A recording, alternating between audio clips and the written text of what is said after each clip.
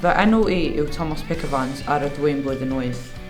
Ges i hwyl yn dod i ysgol David Hughes am y tro cyntaf mwyn gwneud sesiwn mathemateg gyda plant newydd o ysgolion gynradd gwahanol ac athrawon newydd.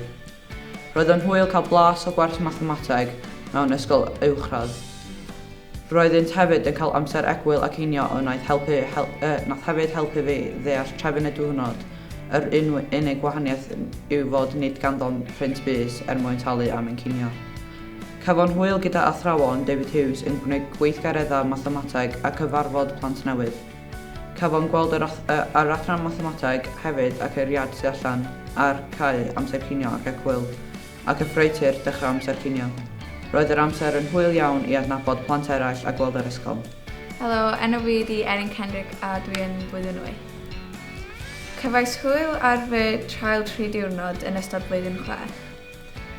Cafais y cyfle i weld yr ysgol am y tro cyntaf ac gwneud llawer o ffrindiau i edrych ymlaen at i gweld yn mis Medi. Roeddent yn cael gwersi diddorol a wahanol bwynciau ysgol uwchradd ac roedd yn wahanol iawn i gymharu â ysgol gynradd.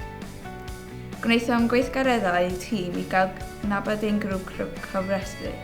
Amser cinio ceithom gael blas o'r ffreitur a cael mynd allan ar y cae i weld y plant hŷn ac i weld y tu allan i'r ysgol. Roedd y gwersi'n ddiddorol iawn ac yn wahanol iawn i be roeddent arfer.